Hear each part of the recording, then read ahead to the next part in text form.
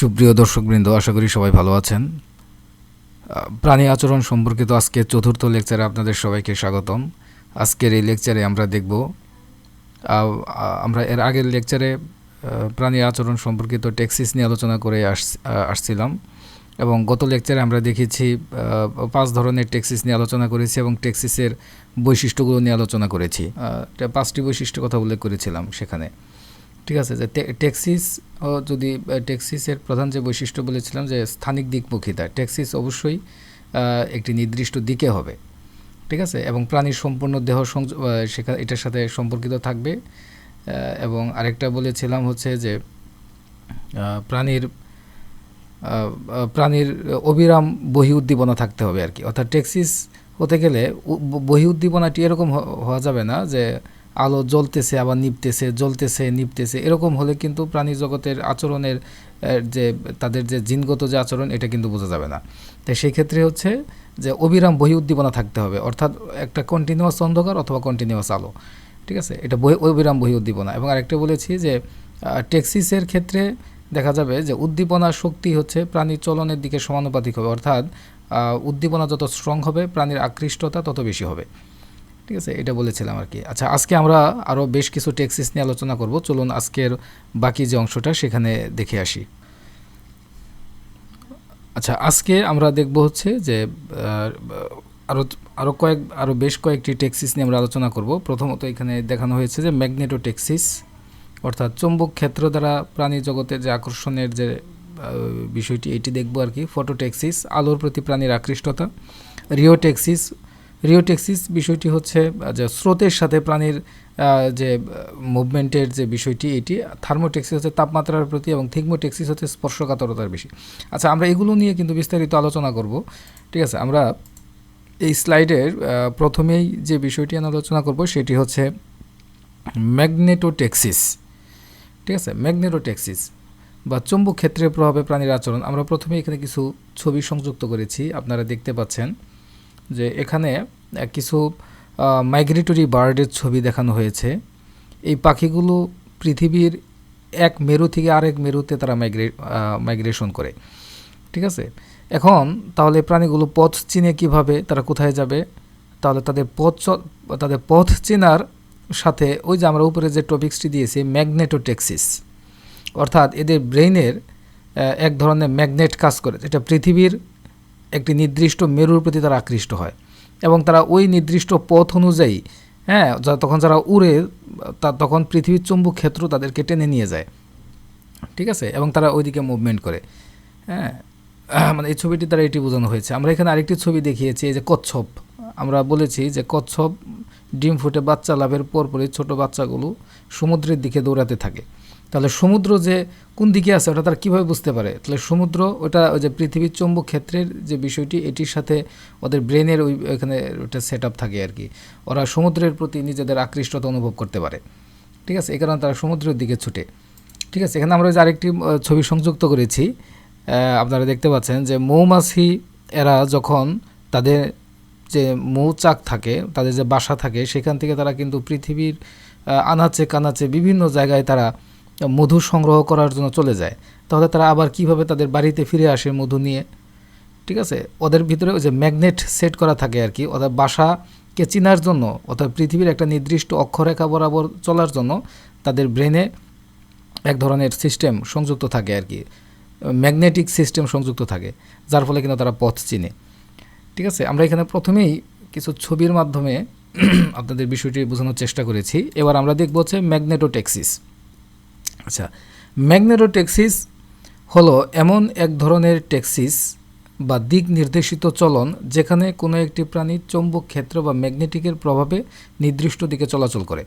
অর্থাৎ চৌম্বক ক্ষেত্র দ্বারা আকৃষ্ট হয়, তারা একটি নির্দিষ্ট দিকে চলে, এভাবে তারা চলন সম্পন্ন করে। অর্থাৎ চৌম্বক ক্ষেত্রের মাধ্যমে প্রাণীর একটি নির্দিষ্ট দিকে আকৃষ্ট হয় এবং সেই দিকে তারা পথ চলে। আমরা এর আগে বেশ কিছু উদাহরণ দেখিয়েছি যে একটি পাখি হাজার হাজার মাইল পৃথিবীর এক মেরু থেকে আরেক মেরু স্থানান্তরিত, তারা কীভাবে পথ চিনে? ওই যে পৃথিবীর চৌম্বক ক্ষেত্র দ্বারা আকৃষ্ট হয়ে তারা ওই সেই নির্দিষ্ট পথে তারা চলাচল করে থাকে। ঠিক আছে, এগুলো হচ্ছে প্রাণীর সহজাত আচরণ। দেখা যাবে যে ওই পাখি থেকে ডিম ফুটে যে বাচ্চা বের হবে, তার মাকে সে না দেখলেও সে ওইটার মাধ্যমে আকৃষ্ট হয়ে পৃথিবীর এক প্রান্ত থেকে আরেক প্রান্তে সে যাতায়াত করতেছে। ঠিক আছে, এটা পৃথিবীর চুম্বক ক্ষেত্রের আকর্ষণটা তাদের ব্রেনে সেট আপ করা থাকে, ওরা ওইটা বুঝতে পারে। ঠিক আছে, এটি প্রাণীর একটি সহজাত আচরণ।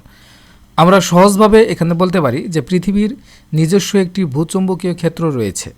আপনারা সবাই জানেন পৃথিবীর উত্তর মেরু এবং দক্ষিণ মেরু, হ্যাঁ, এটা হচ্ছে চুম্বকের যেরকম উত্তর মেরু দক্ষিণ মেরু থাকে, পৃথিবীরও ঠিক কিন্তু উত্তর মেরু দক্ষিণ মেরু রয়েছে এবং দুটি চুম্বক ম্যাগনেটিক, হ্যাঁ, এটাকে জিও ম্যাগনেটিক ফিল্ড হিসেবে কাজ করে থাকে। ঠিক আছে, কিছু জীব এই ক্ষেত্রকে কম্পাস হিসেবে ব্যবহার করে তাদের নিজেদের দিক নির্ধারণ করে, ওরা ওই কম্পাসটাকে তারা আইডেন্টিফাই করতে পারে। আমরা তো ডিজিটাল কম্পাস আবিষ্কার করেছি, ঠিক আছে, আমরা নিজেরা দিক বুঝতে পারি না, কিন্তু ওদের ব্রেনে ওই কম্পাস সেট করা থাকে, ওরা পৃথিবীর ওই চুম্বক ক্ষেত্র দ্বারা আকৃষ্ট হয়ে নির্দিষ্ট দিককে তারা নির্ণয় করতে পারে। ঠিক আছে, এটাকে আমরা বলতেছি ম্যাগনেটোটেক্সিস। এবং তাদের যে সক্ষমতা, তারা যে এই যে কম্পাসকে ব্যবহার করে পৃথিবীর নির্দিষ্ট দিকে চলাচল, অর্থাৎ একটি মৌমাছি তার মৌচাক থেকে দূর দূরান্তে ফুলের মধু সংগ্রহের জন্য সে বের হয়ে যায়, কিন্তু দেখা যায় যে দিন শেষে সে তার বাসায় ফিরে আসে। সে অন্য মৌচাকে, একটা জায়গার আশেপাশে অনেক মৌচাক থাকতে পারে, মৌমাছিগুলো বিক্ষিপ্তভাবে মধু সংগ্রহের জন্য বের হয় এবং বের হয়ে কিন্তু যে যার চাকে ফিরে যায়। এটা এমন কখনোই হয় না যে একটি চাকের মৌমাছি সে ভুল করে আরেকটা চাকে চলে গেছে, এটা সাধারণত ওদের ক্ষেত্রে হয় না আর কি। ওদের ওই যে কম্পাস ব্রেনে সেট আপ করা আর কি, ওদের বাসা থেকে কত দূরে কোন অ্যাঙ্গেলে তারা গিয়েছে, সূর্যের আলোকে একটা নির্দিষ্ট অ্যাঙ্গেল ধরে ওই কম্পাসকে তারা ব্যবহার করে চলে আর কি। এটা ম্যাগনেটোটেক্সিস, অর্থাৎ ওদের ওই মস্তিষ্কে ওই বিষয়টি সেট আপ করা। ঠিক আছে, এটার মাধ্যমে এরা দিক নির্ণয় করতে পারে আর কি, এটাকে আমরা ম্যাগনেটোটেক্সিস বলেছি। ঠিক আছে, এখন আমরা উদাহরণ হিসাবে যে বিভিন্ন ম্যাগনেটোটেকটিক ব্যাকটেরিয়া রয়েছে, ঠিক আছে, এবং এই ম্যাগনেটোটেক্সিসের সবচেয়ে আদর্শ উদাহরণ হচ্ছে ওই যে ম্যাগনোটোস্পিরিলিয়াম ম্যাগনোটেকটিটিয়াম নামক একজন যে ব্যাকটেরিয়া রয়েছে, যেটা পৃথিবীর ভূচুম্বকীয় বলরেখা অনুসরণ করে কাদা এবং পানির গভীরে চলাচল করতে পারে। আপনারা এই উদাহরণটি দেখে রাখতে পারেন, ম্যাগনেটোটেকটিকাম। ঠিক আছে, ম্যাগনেটোস্পিরিলিয়াম ম্যাগনেটোটেকটিকাম মানে নামক যে ব্যাকটেরিয়াটি রয়েছে, এটি পৃথিবীর চুম্বক মানে ভূচুম্বকীয় যে বলরেখা এটিকে অনুসরণ করে কাদা এবং পানির গভীরে চলাচল করে থাকে, এবং উত্তর গোলার্ধে এরা মেরুর দিকে এবং দক্ষিণ গোলার্ধে এরা দক্ষিণ মেরুর দিকে অগ্রসর হয়ে পানির নিচে অক্সিজেন স্বল্পতাযুক্ত স্থানে, যেহেতু এরা অ্যানারোবিক ব্যাকটেরিয়া, অক্সিজেন স্বল্পতাযুক্ত স্থানে অনুকূল পরিবেশে এরা পৌঁছাতে সক্ষম হয়। ঠিক আছে, এরা উত্তর মেরুর পৃথিবীর উত্তর গোলার্ধের উত্তর মেরুর দিকে এবং দক্ষিণ গোলার্ধের দক্ষিণ মেরুর দিকে এরা অগ্রসর হয়। ঠিক আছে, ওই ব্যাকটেরিয়াগুলো তারা হচ্ছে ওই ওই ওই ম্যাগনেটো, এই কারণে এদের নামই করা হয়েছে ম্যাগনেটোটেকটিক ব্যাকটেরিয়া। ওরা পৃথিবীর যে ভূচুম্বকীয় বলরেখার যে আকর্ষণ শক্তিটাকে তারা বুঝতে পারে, ট্র্যাক করতে পারে। ঠিক আছে, এক্ষেত্রে আমরা এখানে আরেকটি উদাহরণ দিয়েছি যে মাইগ্রেটরি বার্ড। আমরা এর আগে স্লাইডে যে ছবিটি দেখিয়েছি যে অনেক পাখি হাজার হাজার মাইল পথ পাড়ি দেওয়ার সময় পৃথিবীর যে চুম্বক ক্ষেত্রের যে মানচিত্র হিসেবে ব্যবহার করে থাকে, অথবা তাদের ব্রেনে কিন্তু কম্পাস সেট করা, যদিও তারা হাজার হাজার মাইল পাড়ি দেয়, ওদের ওই কম্পাসের মাধ্যমে এরা ওই দিক নির্ণয় করতে পারে আর কি। এরা ভুল ঠিকানায় পৌঁছায় না, যেখানে পৌঁছানো দরকার সেখানেই তারা গিয়ে পৌঁছায়। তাদের চোখে রেটিনা বা ঠোঁটের স্নায়ুতে এই চুম্বক সংবেদী কোষ থাকে। ঠিক আছে, ওই রেটিনাতে, চোখের রেটিনা এবং ঠোঁটের যে স্নায়ুতে এই চুম্বক সংবেদী কোষ থাকে, যেটা তাদের ওই যে পৃথিবীর কম্পাসের মাধ্যমেও তাদের দিক নির্ণয় করা তাদের সহজ হয়ে যায়। এছাড়া সামুদ্রিক কচ্ছপের আপনারা একটি ছবি দেখেছেন আগের স্লাইডে, এখানে সামুদ্রিক কচ্ছপ সমুদ্রে বিশাল জলরাশিতে দিক নির্ণয়ের জন্য ভূচুম্বকীয় সংকেত ব্যবহার করে নির্দিষ্ট দিকে এরা চলাচল করতে সক্ষম। ঠিক আছে, এছাড়া মৌমাছি তাদের চাকে ফেরার পথে বা নির্দিষ্ট পথের খাদ্যের উৎস খোঁজার ক্ষেত্রেও তারা হচ্ছে এই চুম্বক ক্ষেত্রের সাহায্য নিয়ে থাকে। ঠিক আছে, তা আশা করি আপনারা ম্যাগনেটোটেক্সিস বিষয়টি বুঝতে পেরেছেন, অর্থাৎ প্রাণীর যে মুভমেন্ট, হ্যাঁ, চুম্বক ক্ষেত্র দ্বারা প্রভাবিত হয়, এটি এখানে ম্যাগনেটোটেক্সিসের মাধ্যমে এই বিষয়টি বোঝানো হয়েছে। আচ্ছা, আমরা এরপরে যে বিষয়টি দেখব সেটি হচ্ছে ফটোটেক্সিস, অর্থাৎ ফটো মানে হচ্ছে আলো, তা আলোর প্রতি প্রাণীর সারাদান। আমরা কিন্তু আমাদের বর্তমান এই পৃথিবীতে এর অসংখ্য উদাহরণ দেখতে পাই ফটোটেক্সিসের। ঠিক আছে, যেমন আমি যত তেলাপোকার কথা তো আমি এই ক্লাসের প্রথম থেকে আলোচনা করে আসছি, এই বিষয়গুলো আপনারা দেখেছেন। ঠিক আছে, এই যে এখানে আমরা একটি ছবি দেখিয়েছি, এটি হচ্ছে ইউগ্লেনা কীভাবে আলোর প্রতি আকৃষ্ট হয়, মানে ওই ইউগ্লেনার গ্লাসের মধ্যে যদি ইউগ্লেনাকে রেখে ওখানে আলো ধরা হয়, দেখা যায় কি যে ইউগ্লেনাগুলো আলোর দিকে সবগুলো জড়ো হতে থাকে। ঠিক আছে, এটা হচ্ছে ফটোটেক্সিসের একটি প্রকৃষ্ট উদাহরণ। এই যে এখানে আমরা কিছু তেলাপোকার ছবি দেখিয়েছি, যে তেলাপোকা কিন্তু আবার আলো দেখলে সে অন্ধকারে পালিয়ে যায়। এখানে দুটি ছবির মধ্যে একটি ধনাত্মক টেক্সিস আর একটি ধনাত্মক ফটোটেক্সিস আর একটি ঋণাত্মক ফটোটেক্সিসের ছবি দেখানো হয়েছে। তেলাপোকাগুলো আবার কিন্তু অন্ধকারে হঠাৎ আলো জ্বালালে এগুলো অন্ধকার কোণের দিকে পালিয়ে যায়, অর্থাৎ আলোর বিপরীত দিকে এগুলো চলে যায় আর কি।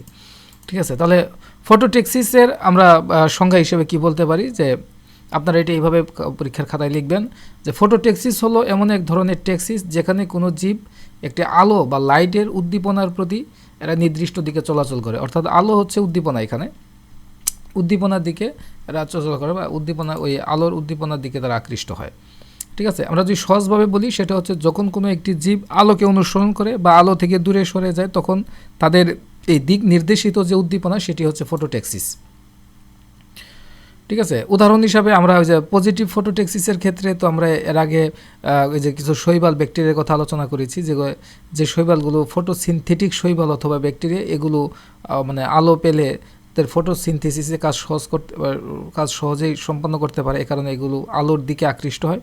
আবার নেগেটিভ ফটোটেক্সিসের ক্ষেত্রে আমরা কিছু কীটপতঙ্গ, অণুজীব বা তেলাপোকার কথা বলেছি, এগুলো অন্ধকারের দিকে চলে যেতে এরা সহায়তা মানে স্বাচ্ছন্দ্য ফিল করে।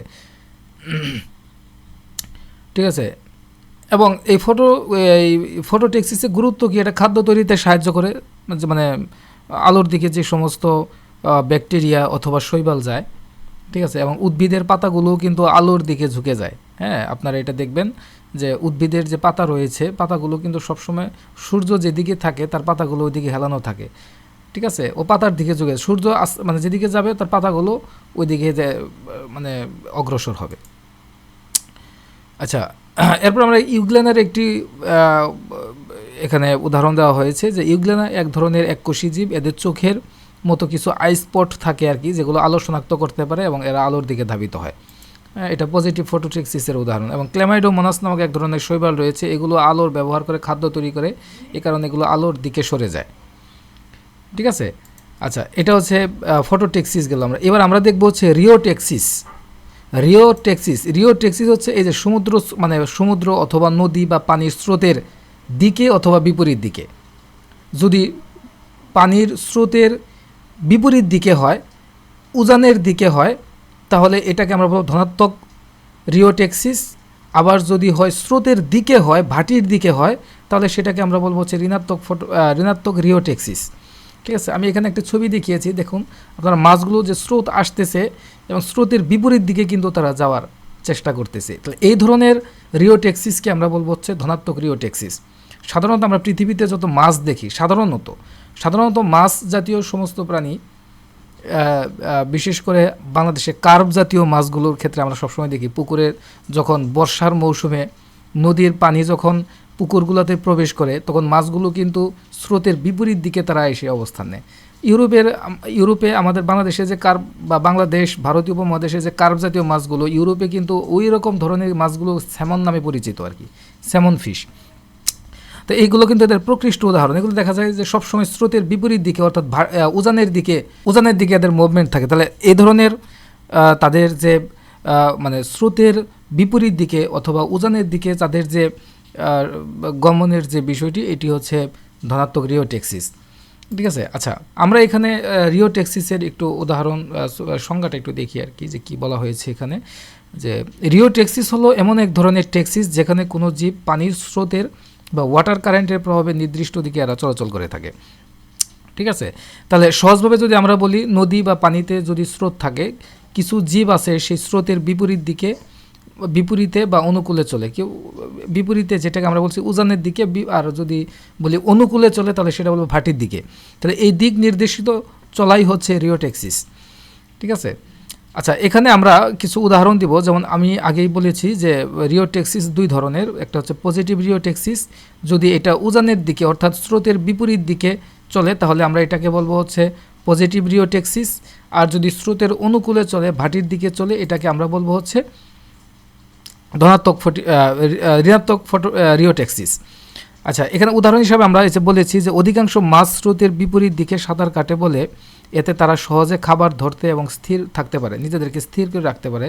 যেমন স্যালমন ফিশ, এটা ইউরোপে থাকে, আর আমাদের বাংলাদেশে ওই স্যালমন জাতীয় মাছগুলো, যেগুলো কার্প জাতীয় মাছ নামে পরিচিত, এগুলো প্রজননের সময় নদীর স্রোতের বিপরীত দিকে দীর্ঘ পথ অতিক্রম করে। এই ধরনের যে তাদের যে মুভমেন্ট আর কি স্রোতের বিপরীত দিকে, এই ধরনের মুভমেন্টগুলোকে আমরা বলবো হচ্ছে পজিটিভ রিওটেক্সিস। ঠিক আছে, এবং এছাড়াও নেগেটিভ রিওটেক্সিসও রয়েছে বিভিন্ন মাছের লার্ভা, অধিকাংশ প্ল্যাঙ্কটন, নেকটন, নিউস্টন, ফাইটোপ্ল্যাঙ্কটন, যেগুলো পানির স্রোতের অনুকূলে ভেসে বেড়ায়। এগুলো স্রোত যেদিকে যায় ওরা ওইদিকে ভেসে যায়, অর্থাৎ এদের মুভমেন্ট থাকে সবসময় ভাটির দিকে, স্রোতের অনুকূলে। এই ধরনের যে টেক্সিস রয়েছে, এই যে ছোট ছোট প্রাণীগুলো রয়েছে, বিভিন্ন প্ল্যাঙ্কটন, নেকটন, নিউস্টন, পেরিফাইটন জাতীয় যে প্ল্যাঙ্কটন রয়েছে, এগুলোর মুভমেন্ট সবসময় স্রোতের দিকে হয়, অর্থাৎ ভাটির দিকে হয়। এ কারণে আমরা এদেরকে বলতে পারি হচ্ছে এগুলো হচ্ছে ঋণাত্মক রিওটেক্সিসের উদাহরণ। আশা করি আপনারা বিষয়টি বুঝতে পেরেছেন। আচ্ছা, আমরা পরবর্তীতে যে আরেকটি গুরুত্বপূর্ণ টেক্সিস নিয়ে আলোচনা করব, সেটা হচ্ছে থার্মোটেক্সিস। থার্মোটেক্সিস হচ্ছে তাপমাত্রার প্রতি প্রাণীদের সাড়া দেওয়ার যে বিষয়টি, এটি হচ্ছে থার্মোটেক্সিস। ঠিক আছে, তা তাপমাত্রার প্রতি প্রাণীদের সাড়া দেওয়ার যে বিষয়টি, সেটি হচ্ছে থার্মোটেক্সিস। এখানে আমরা সংজ্ঞা হিসাবে বলেছি যে যেখানে কোনো একটি জীব তাপমাত্রা বা টেম্পারেচারের প্রতি পার্থক্যের প্রভাবে তারা হচ্ছে তাদের মুভমেন্ট সংগঠিত হয়ে থাকে। ঠিক আছে, এটাও আবার হচ্ছে দুই ধরনের হতে পারে, ধনাত্মক থার্মোটেক্সিস এবং ঋণাত্মক থার্মোটেক্সিস।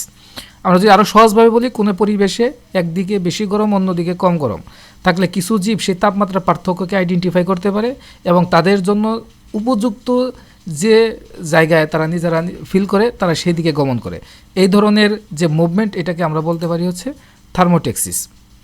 আচ্ছা, উদাহরণ হিসাবে আমরা পজিটিভ থার্মোটেক্সিস বা ধনাত্মক থার্মোটেক্সিসের কথা বলতে পারি। অর্থাৎ কোনো জীব যদি গরম অঞ্চলের দিকে ধাবিত হয় বা ধাবমান হয়, তখন আমরা সেটাকে বলতে পারি হচ্ছে ধনাত্মক থার্মোটেক্সিস।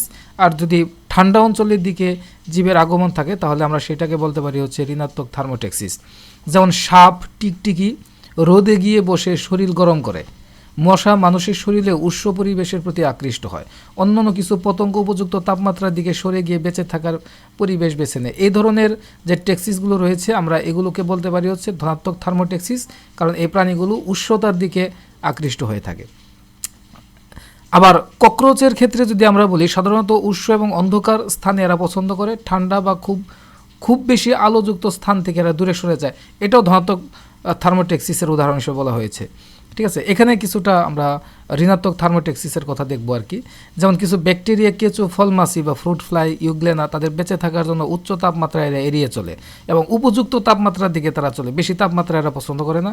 কেঁচো অত্যন্ত গরম যখন পড়ে, তখন এরা মাটি খুঁড়ে আরও নিচের দিকে চলে যায়, তার মানে হচ্ছে কম তাপমাত্রার দিকে এরা আকৃষ্ট হয়ে থাকে।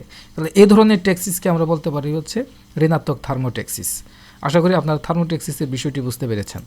আচ্ছা, আমরা এখন আরেকটি গুরুত্বপূর্ণ টেক্সিস নিয়ে আলোচনা করব, সেটি হচ্ছে থিগমোটেক্সিস। আচ্ছা, থিগমোটেক্সিস তাহলে বিষয়টি কী হবে?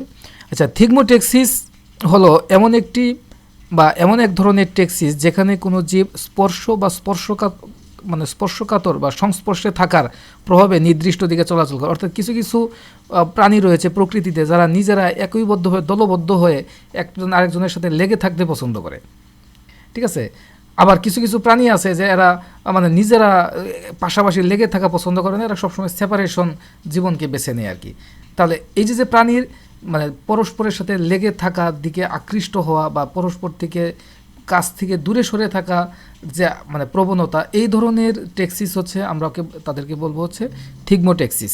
অর্থাৎ এরা স্পর্শকাতরতার বিষয়গুলোকে এড়িয়ে চলে অথবা স্পর্শকাতর বিষয়গুলোর দিকে তারা এগিয়ে যায়। ঠিক আছে, যেমন যদি আমরা সহজভাবে আরও কিছু বলি, কিছু প্রাণী খোলা জায়গায় চেয়ে দেওয়ালে, কোনা বা কোনো বস্তুর সাথে লেগে থাকতে পছন্দ করে বা স্পর্শ অনুভব করে বেঁচে থাকার পদ অনুসরণ করে থাকে। তাহলে এ ধরনের যে টেক্সিস, প্রাণীর মুভমেন্ট, কোনো বস্তুর সাথে লেগে থাকা, দেওয়াল, কোনা বা কোনো বস্তুর দিকে চলে যাওয়া বা সেদিকে আকৃষ্ট হওয়া, তার সাথে লেগে থাকার যে প্রবণতা, এই যে প্রাণীর মুভমেন্ট ওই দিকে, এই ধরনের টেক্সিসকে আমরা বলবো হচ্ছে থিগমোটেক্সিস। ঠিক আছে, এই থিগমোটেক্সিসও দুই ধরনের হতে পারে। পজিটিভ থিগমোটেক্সিস অর্থাৎ জীব স্পর্শযুক্ত ঘন সংস্পর্শের দিকে ধাবিত হয়, অর্থাৎ দেওয়ালের কোণে, ধারে এগুলোর গায়ে লেগে থাকার জন্য থাকতে তারা পছন্দ করে। এই ধরনের টেক্সিসকে আমরা বলবো হচ্ছে পজিটিভ থিগমোটেক্সিস।